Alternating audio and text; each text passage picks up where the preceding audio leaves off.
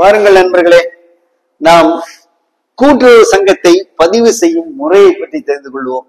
இது பாடம் நம்பர் 2. கூட்டுறவு சங்கங்கள் உருவாக்குகின்றோம். ஓகே, உருவாக்கான சங்கங்கள் என்ன ஆகப்பட வேண்டும் என்றால் ரெஜிஸ்டர் ஆக வேண்டும். அப்ப ரெஜிஸ்ட்ரேஷன் ப்ராசஸ். அப்ப இந்த ரெஜிஸ்ட்ரேஷன் ப்ராசஸ் எப்படி செய்வது, கூட்டுறவு நிறுவனங்களை எவ்வாறு ரெஜிஸ்டர் செய்வது அப்படின்னு பார்க்கும்போது என்னென்ன செக்ஷன்ஸ் அதுல வருது, என்னென்ன ரூல்ஸ் வருது அப்படிங்கிறது ரொம்ப முக்கியம். முதல்ல செக்ஷன் பிரிவுகள் சொல்றோம்.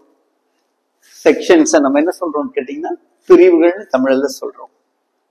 அப்ப பிரிவு 4, பிரிவு 6, பிரிவு 8, பிரிவு 9, 10. Section 4, section 6, section 8, section 9 and section 10.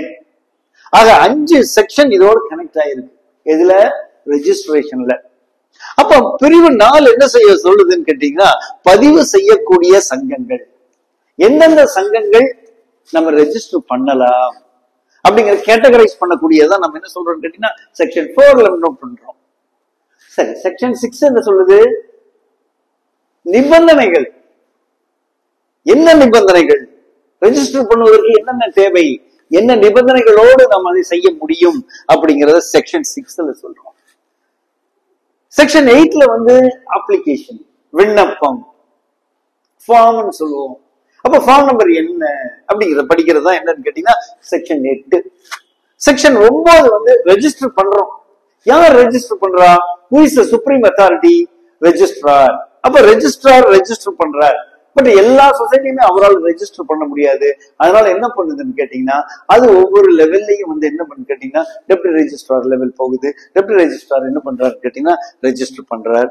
அதுக்கப்புறம் என்ன பண்றாங்கன்னு கேட்டீங்கன்னா அதுக்கு ஒரு இஷ்யூ கொடுக்குறாங்க. என்ன? பதிவு சான்று. ரெஜிஸ்டர் பண்ணிட்டோம், அதுக்குரிய சான்று கொடுக்கிறோம். சோ இந்த 5ஐயும் பேசுவதுதான் கூட்டுறவு சங்கத்தினுடைய பதிவு செய்யக்கூடிய ஒரு ப்ராசஸ் நம்ம சொல்றோம். இப்ப நம்ம விதிகள் பார்க்கலாம். விதிகள்ல பாத்தீங்கன்னா விதி நம்பர் 3, விதி 4, விதி 6, விதி 7, விதி 8. அப்ப விதி 3 என்ன சொல்லுதுன்னு கேட்டீங்கன்னா it speaks about the application. அதை நம்ம என்ன சொல்றோம் கேட்டீங்கன்னா ஃபார்ம் சொல்றோம். அது நல்லா ஞாபகத்துல வச்சுக்கோங்க. விதி 3 என்ன சொல்லுதுன்னு கேட்டீங்கன்னா அப்ளிகேஷன், ஃபார்ம் நம்பர் 1ன்னு வச்சுக்கோங்க. அதுக்கடுத்தது பாருங்க விதி நம்பர் 4. விதி நம்பர் 4 கொஞ்சம் முக்கியமானது. ஏன் விதி நம்பர் 4 முக்கியமானதுன்னு கேட்டீங்கன்னா சீஃப் ப்ரமோட்டர்னு ஒருத்தர் சொல்றோம் ஆங்கிலத்துல. அவர் தான் தமிழ்ல என்ன சொல்றேன்னு கேட்டீங்கன்னா முதன்மை அமைப்பாளர். யார் இந்த முதன்மை அமைப்பாளர்? அது 25 பேரை ஒன்னா சேர்த்து மெம்பர்களா மாத்தி அதுக்கப்புறம் ரெஜிஸ்ட்ரேஷன் ப்ராசஸ்க்கு வேண்டிய வேலைகள் எல்லாம் தலைவராக இருந்து ஒருத்தர் செய்யறாரே, அவர் பேர் தான் முதன்மை அமைப்பாளர். ஆங்கிலத்தில் நம்ம என்ன சொல்றோம்னு கேட்டீங்கன்னா சீஃப் ப்ரமோட்டர் சொல்றோம். நல்லா புரிஞ்சுக்கங்க. சீஃப் ப்ரமோட்டர் யாருன்னு கேட்டீங்கன்னா முதன்மை அமைப்பாளர். முதன்மை அமைப்பாளர்னா யாரு? அந்த ஊர்ல அல்லது அந்த கிராமத்துல 25 நபர்களை ஒன்னா சேர்த்து அந்த 25 நபர்களை சேர்ந்து ஒரு சங்கத்தை உருவாக்கி அந்த சங்கத்தை உருவாக்கி அதை ரெஜிஸ்ட்ரேஷன் கொண்டு செல்றாரே, அழைத்து சொல்லுகிறாரே, இல்ல தலைவராக விளங்கி கொண்டிருக்கிறாரே, அவருடைய பெயர் தான் முதன்மை அமைப்பாளர், சீஃப் ப்ரமோட்டர். ஓகேவா? ரைட். அது செக்ஷன் 4. அதுக்கப்புறம் துணை விதிகளை நம்ம கொண்டு வரோம். அது எங்கன்னு கேட்டீங்கன்னா செக்ஷன் நம்பர் 6ல சொல்றோம். அப்ப துணை விதிகள்னா என்ன, அதனுடைய பொருளடக்கம், டேபிள், அது என்னென்ன இருக்கு, என்னென்ன விஷயங்கள் இருக்கு அப்படிங்கறத நம்ம என்ன பார்க்கலாம் கேட்டீங்கன்னா விதி நம்பர் 6ல பார்க்கலாம். அதுக்கப்புறம் விதி நம்பர் 7, ரூல் நம்பர் 7. அதுல பதிவு செய்ய பெறப்பட்ட விண்ணப்பத்தின் மேல் பதிவாளர் எடுக்க வேண்டிய நடவடிக்கைகள், ரெஜிஸ்ட்ரார் என்ன மாதிரி ஸ்டெப்ஸ் எடுக்கும் ஆஃப்டர் ரிசீவிங் தி அப்ளிகேஷன். அப்ளிகேஷனை ரிசீவ் பண்ணிட்டோம். அப்ளிகேஷனை ரிசீவ் பண்ணோன்னே அதன் மேல் எடுக்கக்கூடிய ஆக்டிவிட்டிஸ் அல்லது அதனுடைய தொடர்புடைய செயல்கள் என்ன அப்படிங்கறத சொல்றது செக்ஷன் நம்பர் 7. தென் செக்ஷன் நம்பர் 8, பதிவான சங்கம் தன் வேலையை துவக்குவதற்கான கால அளவு, time limit, time frame, time line, நேரம் கொடுக்கப்படுகின்றது, காலம் கொடுக்கப்படுகின்றது, அவகாசம் கொடுக்கப்படுகின்றது. எவ்வளவு காலத்திற்குள் அந்த சங்கமானது தன்னுடைய பணியை துவங்க வேண்டும் என்பதை பற்றி கூறுவது விதி நம்பர் 8. ஆக முதல்ல இருந்து நான் சொல்றேன், இந்த சப்ஜெக்ட் ரொம்ப முக்கியமான சப்ஜெக்ட். இதுல நீங்க பார்க்க வேண்டியது என்னன்னு கேட்டீங்கன்னா section number 4, section number 6, section number 8, section number 9, section number 10. Rules, rule number 3, rule number 4, rule number 6, rule number 7. And இது எல்லாம் ஒன்றிணைந்ததுதான் how to register a cooperative society. அடுத்ததான் நம்ம பார்க்கக்கூடிய விஷயம் என்னவாக இருக்க வேண்டும் என்றால், இது எவ்வாறு பதிவு செய்ய வேண்டும். ஆக முதல் பாயிண்ட் பாருங்க, பதிவு செய்யப்படக்கூடிய சங்கங்கள் பிரிவு 4. அப்போ செக்ஷன் 4 என்ன சொல்லுது?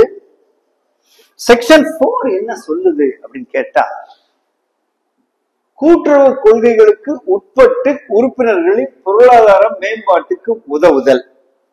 அப்ப கூட்டுறவுடைய கொள்கைகள் அப்படிங்கிறது ரொம்ப முக்கியம். அப்ப நம்ம கிட்ட எவ்வளவு கொள்கைகள் இருக்குது? கூட்டுறவு கொள்கைகள் எவ்வளவு இருக்குன்னு உங்களுக்கு நல்லா தெரியும், 7. அப்ப ஒரு சங்கமானது அந்த கூட்டுறவு கொள்கைகளுக்கு இசைந்து இருக்க வேண்டும். அந்த கூட்டுறவு கொள்கைகளுக்கு முரணாக தன்னுடைய பங்கனை செய்யக்கூடாது. ஆக அதுதான் முதல் பாயிண்ட் நம்ம சொல்றோம். கூட்டுறவு கொள்கைகளுக்கு இணைந்து இருக்க வேண்டும். 2வது, அங்க இருக்கக்கூடிய மக்களினுடைய பொருளாதார மேம்பாட்டிற்கு உதவக்கூடியதா இருக்க வேண்டும் சங்கம். ஆக சங்கம் கண்டபடி இருக்கக்கூடாது. அதாவது சங்கம் கண்ட விதமான எண்ணங்களுக்காக ஆரம்பிக்கப்படக்கூடாது. கூட்டுறவு கொள்கைகளுக்காக ஆரம்பிக்கப்பட வேண்டும். கூட்டுறவு கொள்கைகளோடு இயங்க வேண்டும். 2வது, பொருளாதார மேம்பாட்டுக்கு அது பாடுபட வேண்டும். அதான் முதல்ல நம்ம சொல்றோம். அடுத்தது என்ன பார்க்கிறோம்? 2வதா நம்ம என்ன பார்க்கிறோம் கேட்டீங்கன்னா, உறுப்பினர்களின் பொது நன்மைக்கு உதவுதல் அல்லது, இதை மட்டும் பாருங்க, உறுப்பினர்களின் பொது நன்மை. உறுப்பினர்களுடைய பொது நன்மை என்ன? எக்கனாமிக் வெல்பீயிங் தான். பொருளாதார மாற்றம், வாழ்வியல் மாற்றம். அப்ப மனிதனுக்கு பொருளாதார மாற்றம் வரும் பொழுது அவனுடைய வாழ்வியல் மாற்றம் ஏற்படுது. ஆக நம்ம எங்க ரொம்ப அதிகமா கவனம் செலுத்துறோம்னு கேட்டீங்கன்னா, உறுப்பினர்களுடைய பொது நன்மையும் கூட்டுறவு கொள்கைகளுக்கும் நம்ம அதிக அளவு இம்பார்ட்டன்ஸ் கொடுக்கிறோம். ஆக 3வது, இரு நோக்கங்களுக்காக அமைக்கப்படும் கூட்டுறவு சங்கங்களுக்கு வசதி செய்து கொடுக்கும் நோக்கத்துடன் அமைக்கப்படும் சங்கம் கூட்டுறவு சங்கங்களை சட்டத்தின் அடிப்படையில் வரையறுக்கப்பட்ட அல்லது வரையறுக்கப்படாத பொறுப்பில் பதிவு செய்யலாம். இங்க கொஞ்சம் கிளிச் இருக்கு, சின்ன கன்ஃபியூஷன் இருக்குது. வரையறுக்கப்பட்ட சங்கங்களோ வரையறுக்கப்படாத சங்கங்களோ வருது. நீங்க அவ்வளவு தூரம் அதுல மைண்ட நீங்க அப்ளை பண்ணாதீங்க. ஏன்னு கேட்டீங்கன்னா, ஃபைனலா கீழே என்ன கொடுத்திருக்காங்க பாருங்க. 1983ஆம் ஆண்டு சட்டம் நடைமுறைக்கு வந்த பின் பதிவு செய்யப்படுகின்ற வேளாண்மை கூட்டுறவு சங்கங்கள் வரையறுக்கப்பட்ட பதிவிலேயே செய்யப்படுகின்றன. ஆக நமக்கு என்ன இங்க ரொம்ப கிளாரிட்டி, ரொம்ப கிளியரா கொடுத்திருக்காங்கன்னு கேட்டீங்கன்னா 1983. அப்ப 1983ஆம் ஆண்டு வகுக்கப்பட்ட கூட்டுறவு சட்டத்தின் படி எந்த வேளாண்மை சங்கமும் கூட்டுறவு சங்கமும் துவக்கப்படுமே ஆனால் அவை என்னவாகப்படுகிறதுன்னு கேட்டீங்கன்னா லிமிடெட் லைபிலிட்டி. சோ நம்ம என்ன லைபிலிட்டி தான் ஃபாலோ பண்றோம்னு கேட்டீங்கன்னா லிமிடெட் லைபிலிட்டி தான் போயிடும் ஃபாலோ பண்றதை நம்ம இங்க பார்க்கலாம். நம்ம அடுத்தது நான் சொல்லியிருந்தேன் உங்களுக்கு பதிவுக்கான சில நிபந்தனைகள் பிரிவு 6 சொல்லுதுன்னு சொல்லிட்டு. அப்ப 6 அடுத்த செக்ஷன் போயிட்டோம் நண்பர்களே, மாணவர்களே மறந்துடாதீங்க. அடுத்த செக்ஷன் போயாச்சு. செக்ஷன் இதுக்கு முன்னால நம்ம என்ன பார்த்தோம்னு கேட்டீங்கன்னா செக்ஷன் 4. அதுக்கடுத்து நம்ம என்ன பாக்குறோம் கேட்டீங்கன்னா செக்ஷன் நம்பர் 6. மறக்கக்கூடாது. இந்த ஒரு கிளாஸ் நீங்க அட்டென்ட் பண்ணா போதும், திரும்ப திரும்ப படிக்க கூடாது. அது என்னுடைய ரொம்ப I am so particular about that. Please kindly concentrate on that subject. Section 4 முடிச்சிட்டோம். இப்ப நம்ம என்ன பாக்குறோம் கேட்டீங்கன்னா செக்ஷன் 6 பார்க்க போறோம். அதுல என்ன செய்யப்படுதுன்னு கேட்டீங்கன்னா, கூட்டுறவு சங்கத்தில் உறுப்பினர்கள் அவர்களும் தனிநபர்களாக இருந்தால் குறைந்தது பிரிவு 21 படி தகுதியுடைய 25 நபர்களாக இருக்க வேண்டும். Independent members. எவ்வளவு மெம்பர்ஸ் நம்மளுடைய சங்கத்துக்கு தேவைப்படுகின்றது? 40 இல்லையா? 60 இல்லையா? ஓ 25. நல்லா ஞாபகத்துல வச்சுங்க. 25 independent members can be a part of a cooperative society. அப்ப ஒரு கூட்டுறவு நிறுவனத்துல 25 மெம்பர் இருந்தா அந்த 25 மெம்பரை வைத்துக் கொண்டு நம்ம என்ன ஆரம்பிக்கலாம் கேட்டீங்கன்னா ஒரு சங்கத்தை நாம் ஆரம்பித்து விடலாம். அதுக்கு அடுத்தது பாருங்க, இவங்க எங்க இருக்கணும்? வெளியூர்ல இருக்கலாமா? சங்கத்தினுடைய செயல்பாட்டு எல்லைன்னு சொல்றான். அப்போ ஒரு சங்கத்தை நம்ம ஆரம்பிக்கிறோம். அந்த சங்கத்துக்கு என்ன இருக்குன்னு கேட்டீங்கன்னா செயல்பாட்டு எல்லைன்னு இருக்கு. ஏரியா ஆஃப் ஆபரேஷன் ஆங்கிலத்துல சொல்லுவாங்க. அப்ப ஒவ்வொரு ஒரு சங்கத்துக்கு ஏரியா ஆஃப் ஆபரேஷன் பிக்ஸ் பண்ணணும்னு அந்த சங்கத்துக்குள்ள இருக்கக்கூடிய நபராக இருக்க வேண்டும். அப்போ ஒரு 25 பேரை நம்ம சூஸ் பண்றோம், அல்லது 25 பேர் இன்ட்ரெஸ்டா இருக்காங்க, அல்லது 25 பேர் வேணும்னு வர்றவங்க எங்கதான் இருக்கணும்னு கேட்டீங்கன்னா அதனுடைய ஏரியா ஆஃப் ஆபரேஷனுக்கு உள்ள இருக்க வேண்டும். Point number 2. அதுக்கப்புறம் பாருங்க, அடுத்த 3 பாருங்க. பிற கூட்டுறவு சங்கங்களை உறுப்பினர்களாக கொண்ட கூட்டுறவு சங்கத்திற்கு 25 நபர்கள் தனிநபர்கள் இருக்க வேண்டியது அவசியம் இல்லை. என்னங்க இது புதுசா இருக்குது, புது கன்ஃபியூஷன் மாதிரி இருக்குதே.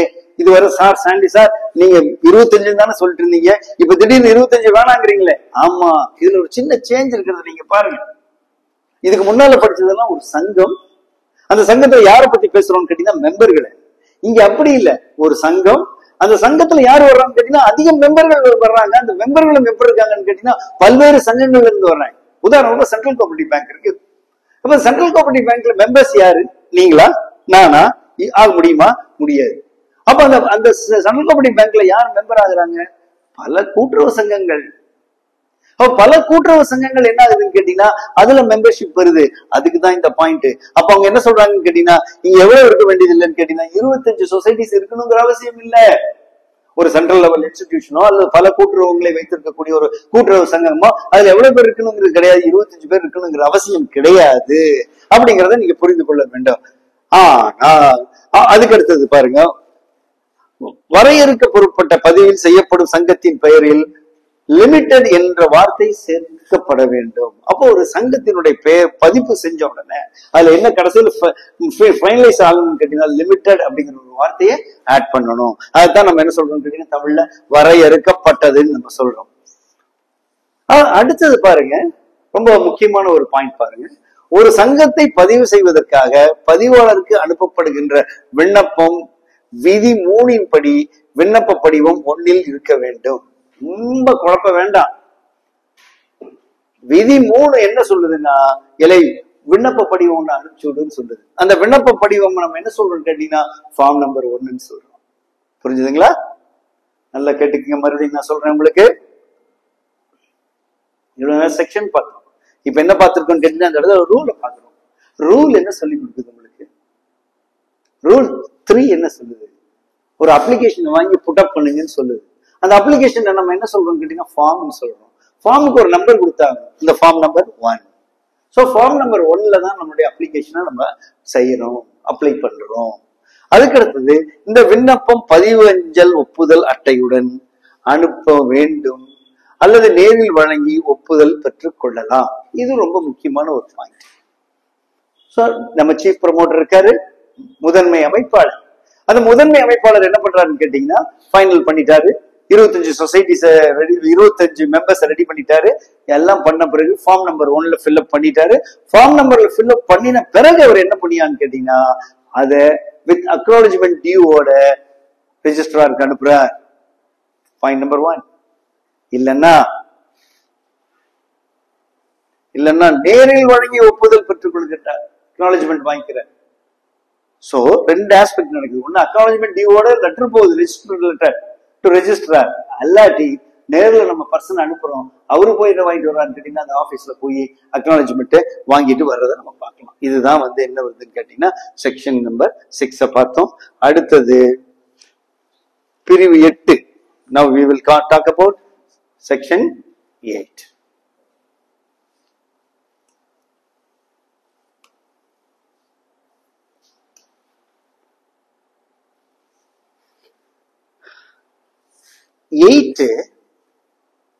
என்ன சொல்லுது? செக்ஷன் 8 ஃபார்ம் நம்பர் 1ல் உள்ள விவரங்களை பூர்த்தி செய்து பதிவாளருக்கு முறையாக விண்ணப்பித்து பதிவு செய்ய வேண்டும். இது ஒரு ஆக்டிவிட்டி. 2வது தனிநபர் உறுப்பினர்களை கொண்ட சங்கத்தில் விண்ணப்பத்தில் குறைந்தது 25 நபர்கள் கையெழுத்திட வேண்டும். ஒன்னு அப்ளிகேஷன் ஃபார்மை ஃபில்அப் பண்ணி பக்கவா இருக்கணும். 2வது அதுல 25 நபர்கள் என்ன பண்ணியான்னு கேட்டீங்கன்னா கையெழுத்திட்டு இருக்கணும். அதுல அவங்க எப்படி இருக்கணும்னு கேட்டீங்கன்னா செக்ஷன் 21 படி 2 விஷயங்கள் இங்க இருக்கு. செக்ஷன் 21, 23 இதுதான் குவாலிபிகேஷன் அண்ட் டிஸ்குவாலிபிகேஷன் சொல்லி ஒரு டாபிக் இருக்கு. அதை நம்ம பின்னால நம்ம டிஸ்கஸ் பண்ணலாம்.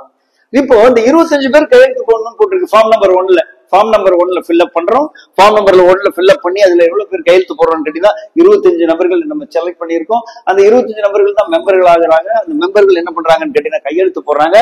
கையெழுத்து போட்டது எதுக்கு தகுந்த மாதிரி இருக்க வேண்டும்னா 21 என்ன சொல்லுதுன்னு கேட்டீங்கன்னா section 21 qualification of a member. சங்கத்துல குவாலிபிகேஷன் என்ன இருக்கோ அதுக்கு உட்பட்டவராக இருக்கக்கூடியவர் தான் என்ன நம்ம செலக்ட் பண்றோம். பிரிவு 23 படி தகுதியின்மைக்கு உட்படாதவர்களும் இருக்க வேண்டும். 23 என்ன சொல்லுதுன்னு கேட்டீங்கன்னா டிஸ்குவாலிபிகேஷன் ஆஃப் அ மெம்பர். அப்ப ஒரு மெம்பர் டிஸ்குவாலிஃபைட் ஆகக்கூடிய மெம்பரை நம்ம என்ன பண்ண கூடாதுன்னு கேட்டீங்கன்னா இன்க்ளூட் பண்ணக்கூடாது. அதனால you have to check out prior to that section 21 10-1ல என்ன சொல்லுதோ அதுக்கு தகுந்த மாதிரி தான் நீங்க என்ன பண்ணுன்னு கேட்டீங்கன்னா you have to select the individuals as a member for your cooperative society. Okay, right. அடுத்தது பாருங்க, மூணாவது பாயிண்ட் என்ன சொல்லுது பாருங்க. கூட்டுறவு சங்கங்களை உறுப்பினராக கொண்ட கூட்டுறவு சங்கமாக இருந்தால் பதிவு செய்யப்பட்ட அத்தகைய ஒவ்வொரு சங்கத்தின் சார்பில் உரியவாறு அதிகாரம் அளிக்கப்பெற்ற ஒருவரால் மற்றும் அச்சங்கத்தின் அங்கத்தினர்கள் அனைவரும் பதிவு செய்யப்பட்ட சங்கங்களாயிராவிட்டால் வேறு 25 அங்கத்தினர்கள் அல்லது அத்தனை அங்கத்தினர்கள் ஒவ்வொருவரும் விண்ணப்பத்திலும் கையெழுத்திட வேண்டும். பாருங்க, கூட்டுறவு சங்கங்களை உறுப்பினராக கொண்ட கூட்டுறவு சங்கமாக இருந்தால் பதிவு செய்யப்பட்ட அத்தகைய ஒவ்வொரு சங்கத்தின் சார்பில் ஒவ்வொரு சங்கத்திலிருந்தும் அதிகாரம் அளிக்கப்பட்ட யாராவது ஒருத்தர், பெரும்பாலும் யார் இருப்பான்னு கேட்டீங்கன்னா பிரசிடென்ட் அல்லது வைஸ் பிரசிடென்ட், அதிகாரம் அளிக்கப்பட்ட ஒருவரால் மற்றும் அங்க சங்கத்தின் அங்கத்தினர்கள் அனைவரும் பதிவு செய்யப்பட்ட சங்கங்களாய் இராவிட்டால் வேறு 25 அங்கத்தினர்கள் அல்லது அத்தனை அங்கத்தினர்கள் ஒவ்வொருவரின் விண்ணப்பத்திலும் கையெழுத்திட வேண்டும். மேலும் இந்த சங்கத்தில் தனிநபர்களும் உறுப்பினர்களாக இருந்து அவர்களின் எண்ணிக்கை 25க்கு குறைவாக இருந்தால் அனைவரும் கையெழுத்திட வேண்டும். அவ்வளவுதான். 25க்கு அதிகமாக இருந்தால் 25 பேர் கையெழுத்திட்டால் போதும். சரியா? 25, அதாவது சொசைட்டி இருக்குது, அந்த சொசைட்டில வேற சொசைட்டில மெம்பரா இருக்கிறாங்க, இல்ல மெம்பராக போறாங்க அப்படின்னா என்ன பண்ணிடலாம்னு கேட்டீங்கன்னா அந்த ஒவ்வொரு சங்கத்திலையும் ஒரே ஒரு ரெப்ரசன்டேட்டிவ் சைன் பண்ணா போதுமானது அப்படிங்கறத நீங்க புரிந்து கொள்ள வேண்டிய ஒரு பாயிண்ட். அடுத்தது அந்த அப்ளிகேஷனோட என்னென்ன சேர்க்க போறோம். அப்ளிகேஷனோட என்னென்ன இணைக்கணும்னு கேட்டீங்கன்னா சங்கத்தின் துணை விதி நகல்.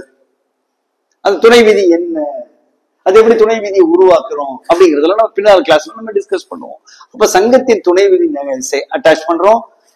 முதன்மை அமைப்பாளர் சீஃப் ப்ரமோட்டர் அவர் என்ன பண்றாரு கேட்டா இதுவரை நடந்த வரவு செலவு ஸ்டேட்மெண்ட் அவர் என்ன பண்றாரு கேட்டீங்கன்னா அட்டாச் பண்றாரு. ரெஜிஸ்ட்ரார் கேட்கக்கூடிய அடுத்த டீடைல்ஸ் கொடுக்கிறாரு. அதுக்கப்புறமா சங்கம் சரிவர இயங்க வாய்ப்பு உள்ளது என்பதை ஃபீசிபிலிட்டி, எக்கனாமிக் ஃபீசிபிலிட்டி ரிப்போர்ட்டை என்ன பண்றாரு கேட்டீங்கன்னா அட்டாச் பண்றாரு. சோ இந்த 4 பாயிண்ட் ரொம்ப முக்கியம்.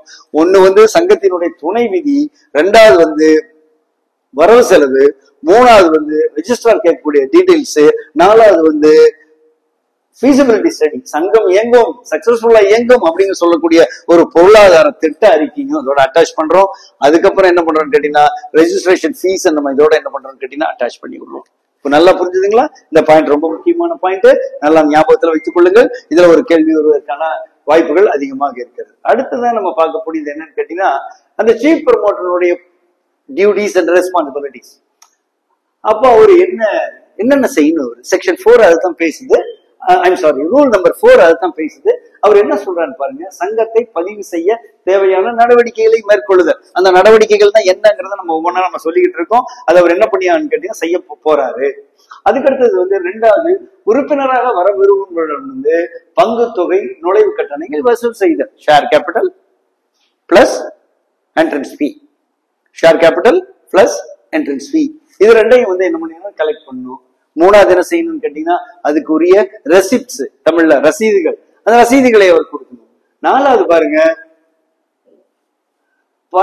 பதிவாளரால் அனுமதிக்கப்பட்ட கூட்டுறவு வங்கி அல்லது பிற வங்கியில் சங்கத்தின் சார்பாக கணக்கு ஒன்றை திறந்தது. அது மட்டும் இல்லாம இவர் என்ன செய்யணும்னு கேட்டீங்கன்னா ஒரு அக்கௌண்ட் கிரியேட் பண்றாரு. எங்க கிரியேட் பண்றாருன்னு கேட்டீங்கன்னா நம்மளுடைய கூட்டுறவு வங்கிகள்ல ஏதோ ஒரு வங்கிகள்ல அவர் தன்னுடைய அக்கௌண்ட் நம்ம சங்கத்தினுடைய ஆரம்பிக்கின்றார். அதுக்கப்புறம் பாருங்க, உறுப்பினர் வசூலித்த தொகையை வசூலித்த தேதியிலிருந்து 7 நாளைக்குள் அந்த வங்கியில் செலுத்துகிறார். அப்போ சீஃப் ப்ரமோட்டர் என்ன பண்றாருன்னு கேட்டீங்கன்னா, முதல்ல ரெஜிஸ்ட்ரேஷன் ஃபீயை கலெக்ட் பண்றாரு, ஷேர் கேபிட்டல் கலெக்ட் பண்றாரு. ஷேர் கேபிட்டல் கலெக்ட் பண்ணோம்னா மூணாவது என்ன பண்றாருன்னு கேட்டீங்கன்னா, ஒரு பேங்க்ல அக்கௌண்ட், கோஆபரேட்டிவ் பேங்க்ல அக்கௌண்ட் ஓபன் பண்றாரு. கோஆபரேட்டிவ் பேங்க்ல அக்கௌண்ட் ஓபன் பண்ணணும், அதோட நிறுத்துறது இல்ல, அதை 7 நாளைக்குள்ள என்ன பண்ணிடுறாருன்னு கேட்டீங்கன்னா டெபாசிட் பண்றாரு. அதுதான் அவருடைய ரோலா நம்ம பாக்குறோம். அதுக்கப்புறம் பாருங்க 7th பாயிண்ட், பதிவாளரின் முன்மொழிவு இன்றி வங்கியில் உள்ள பணத்தை தொடக்கூடாது அல்லது எடுக்க. அப்ப சீஃப் ப்ரமோட்டர் என்ன பண்ண முடியாது, ஒன்ஸ் பணத்தை போட்டாருன்னா without the permission of the registrar you can't take the money from the bank. அது இங்க மென்ஷன் பண்ணுது 7th பாயிண்ட் அது சொல்லுது. தென் 8th பாருங்க, பதிவுக்கான விண்ணப்பத்துடன் வசூலித்த தொகைகளுக்காக வரவு செலவு ஆகிய அடங்கிய பட்டியலை இணைத்து அனுப்ப வேண்டும். அந்த அப்ளிகேஷனோட என்னத்தை நம்ம என்ன பண்றோம்னு இதுவரை நமக்கு ஆன எக்ஸ்பெண்டிச்சர்ஸ் ஸ்டேட்மெண்ட் நம்ம என்ன பண்ணிருக்கோம்னா அனுப்பணும். அதை முதல்ல நம்ம டிஸ்கஸ் பண்ணிருக்கோம். பட் இங்க மறுபடியும் மென்ஷன் பண்ணப்பட்டிருக்கு. சங்கம் பதிவு செய்ய மறுக்கப்படுமானால் பதிவாளரின் அனுமதி பெற்று பதிவாளரின் அறிமுறைப்படி வங்கியில் இருந்து பணத்தை எடுத்து உறுப்பினருக்கு திரும்பி வழங்குது. பணத்தை நீங்க திருப்பி கொடுக்க போறீங்க. சீஃப் ப்ரமோட்டர் என்ன பண்ண போறாரு, பணத்தை திருப்பி கொடுக்க போறாரு. எப்ப கொடுக்க போறாரு? அந்த சங்கம் ரெஜிஸ்டர் ஆகல, அந்த சங்கம் ரெஜிஸ்டர் ஆகாம போகுது. It is not accepted by the registrar of cooperative societies. அப்படி ஒரு சிச்சுவேஷன் ஏற்படுமே ஆனால், அப்படி ஒரு நிலைமை வருமே ஆனால், அப்போ ரெஜிஸ்ட்ராரோட பர்மிஷன் வாங்கி ரெஜிஸ்ட்ராரின் அனுமதி பெற்று பதிவாளரின் அனுமதி பெற்று வங்கியில் இருந்து பணத்தை எடுத்து யாருக்கு திருப்பி கொடுத்தாங்கன்னு திருப்பினருக்கு திருப்பி கொடுக்க வேண்டும். இதுல ஏதாவது ஒரு மிஸ்டேக் நடந்துருச்சுன்னா அதுக்கு யார் ரெஸ்பான்சிபிள் கேட்டீங்கன்னா சீஃப் ப்ரமோட்டர் என்று அழைக்கப்படுகின்ற முதன்மை அமைப்பாளரே. அதுக்கடுத்து பாருங்க விதி 6.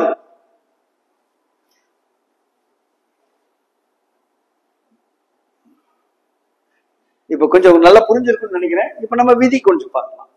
நோக்கம், செயல் எல்லை, சங்கத்தின் நோக்கங்கள், உறுப்பினர் தகுதிகள், தகுதியின்மைகள், நிதிகள், நிர்வாகம், பேரவை, நிர்வாக குழு, செயல்முறை, பணியாளர் தொடர்பான விதிமுறைகள் ஆகியவை ரூல் நம்பர் 6ல சொல்லியிருக்கு.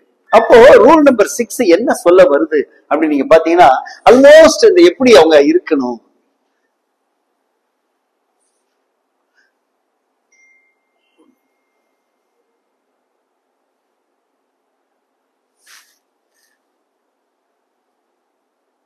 நோக்கம், கூட்டுறவு சங்கம் துவக்குவதனுடைய நோக்கம், அதனுடைய ஏரியா ஆஃப் ஆபரேஷன், கோஆபரேட்டிவ் சொசைட்டியினுடைய நோக்கம் என்ன, உறுப்பினருடைய குவாலிபிகேஷன் என்ன, குவாலிபிகேஷன், டிஸ்குவாலிபிகேஷன், தகுதியின்மைகள், பினான்ஸ், நிர்வாகம், அட்மினிஸ்ட்ரேஷன், பேரவை, பேரவையில் யார் இருப்பா, பேரவை மெம்பர்கள், போர்ட் ஆஃப் டைரக்டர்ஸ், நிர்வாக குழு, செயல்முறை, தென் பணியாளர் தொடர்பான விதிமுறைகள் எல்லாம் எதுல வருதுன்னு கேட்டீங்கன்னா விதி நம்பர் 6ல வருது.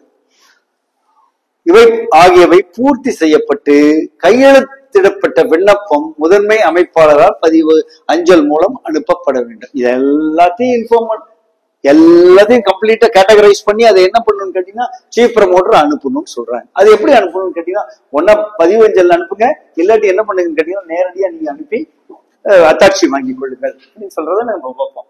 தென் செக்ஷன் நம்பர் 9 வெரி இம்பார்ட்டன்ட். அந்த செக்ஷன் நம்பர் 9 என்ன சொல்லுதுன்னு கேட்டீங்கன்னா பதிவு செய்தல் என்ன பிரிவுன்னு கேட்டீங்கன்னா செக்ஷன் நம்பர் 9.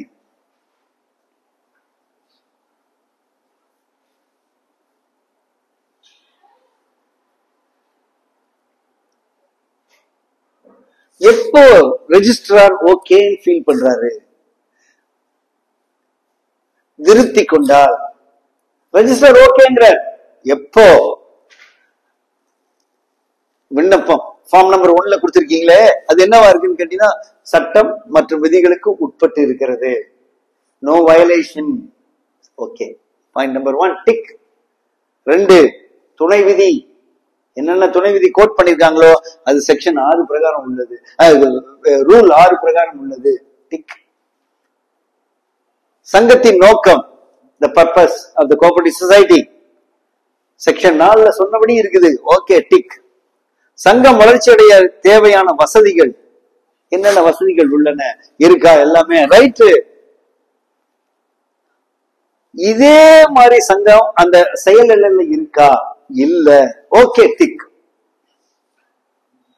ஆக இந்த 5 பாயிண்ட்களும் சரியாகி விட்டால் இந்த 5 பாயிண்ட்களே ரெஜிஸ்டர் திருப்தி ஆயிட்டாருன்னா அதை பதிவு செய்யலாம், இல்லை என்றால் மறுக்கலாம்.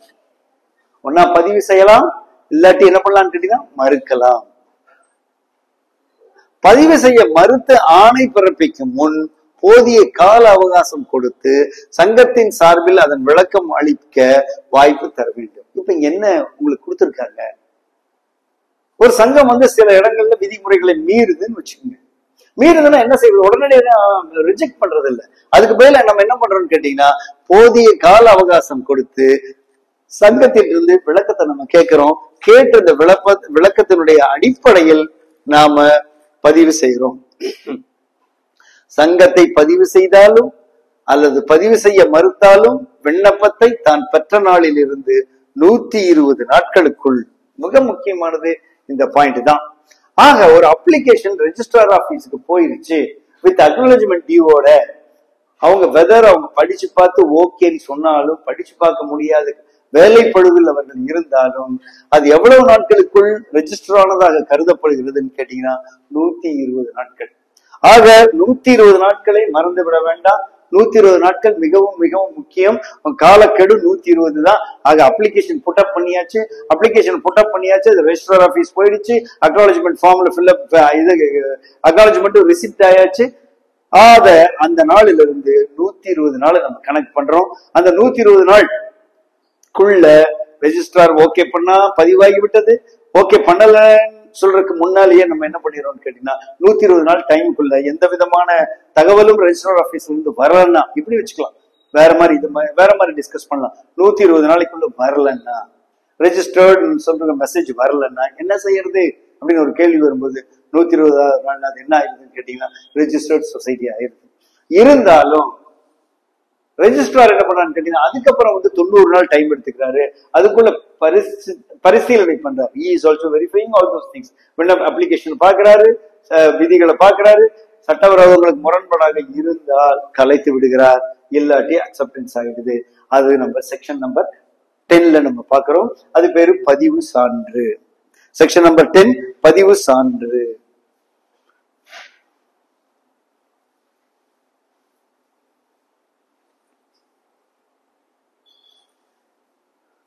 எப்படி ரெஜிஸ்டர் ஆச்சுன்னு நமக்கு தெரியுது.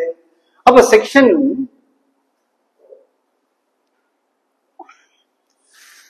சங்கத்தை ஒரு ரெஜிஸ்டர் பண்ணிட்டாருன்னா அவர் சிக்னேச்சர் கொடுக்கிறாரு. சிக்னேச்சர் போட்டு ஆபீஸ் முத்திரை அதுல பதிச்சுட்டாருன்னா அது என்ன ஆயிடுதுன்னு கேட்டீங்கன்னா சொசைட்டி ரெஜிஸ்டர் ஆயிடுது.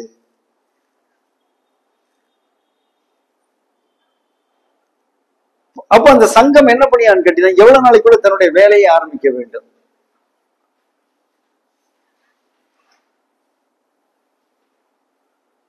பதிவு செய்யப்பட்ட என்னைக்கு ரெஜிஸ்டர் ஆகுதோ, ரெஜிஸ்டர் ஆனதுல இருந்து 90 நாள் அல்லது 3 மாசம், 3 மாசம் வச்சுக்கோங்களேன், தேதியிலிருந்து 3 மாதத்திற்குள் சங்கம் தனது பேரவையை கூட்டி, ஜெனரல் பாடியை கூட்டி, தன் உறுப்பினர்களுக்கு பங்குகளை ஒதுக்கி, தீர்மானம் நிறைவேற்றி, தீர்மான புத்தகத்தில் பதிந்தல், தென் நிர்வாக குழுவின் முதல் கூட்டம் நடத்தப்பட்டிருப்பின் சங்கம் வேலையை துவக்கியதாக கருதப்படும். அப்போ 3 மாசத்துக்குள்ள அந்த சங்கமானது சில வேலைகளை செய்யணும். என்னன்னு கேட்டீங்கன்னா ஃபர்ஸ்ட் ஜெனரல் பாடியை கன்வீன் பண்ணணும், மீட்டிங் கன்வீன் பண்ணணும், அங்க தீர்மானம் போடணும், தீர்மானத்தை நிறைவேற்றி அந்த தீர்மானத்தை புஸ்தகத்துல பதியணும். பதிஞ்சிருச்சுனால அது என்ன ஆயிருதுன்னு கேட்டீங்கன்னா சங்கம் வேலை துவக்கியதாக கருதப்படுகின்றது.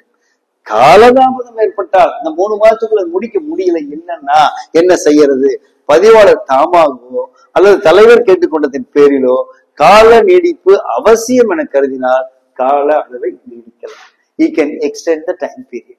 3 மாதத்துக்குள்ள இதெல்லாம் முடிச்சா ஓகே. முடிக்க முடியலையா நீங்க ரெஜிஸ்ட்ராருக்கு கம்யூனிகேட் பண்ணுங்க. அதனால என்ன பண்ண முடியும் கேட்டீங்கன்னா இன்னும் கால அளவை நம்மளால் என்ன பண்ண முடியும், நீடிக்கப்படும். 1 வருஷம் அதிகமாக படாமல் கால அளவை கொடுக்க முடியும். இதுதான் நம்ம பார்க்கக்கூடிய மிக முக்கியமான ஒரு தகவல் இந்த சப்ஜெக்டை பொறுத்தளவு. ஆக பிரிவு 4, பிரிவு 6, பிரிவு 8, பிரிவு 9, பிரிவு 10 இவ்வளவு செக்ஷனும் இணைந்ததுதான் ஒரு சொசைட்டியை நம்ம ரெஜிஸ்டர் பண்றது. ஆக கூட்டுறவு சங்கத்தை பதிவு செய்தலுக்கு உரிய பிரிவுகள் 4, 6, 8, 9, 10. 4 பதிவு செய்யக்கூடிய சங்கங்களை பற்றியதாக இருக்கிறது. 6 பதிவுக்கான நிபந்தனைகள் உள்ளதாக இருக்கிறது. 8 பதிவுக்கான விண்ணப்பத்தை சொல்வதாக இருக்கிறது. 9 பதிவு செய்தல். 10 பதிவு சான்று. ஆக இன்று நாம் பதிவு சான்று வரை நடத்தியுள்ளோம். அடுத்த வகுப்பில் தொடரலாம் என்று கூறி விடைபெறுகிறேன். நன்றி.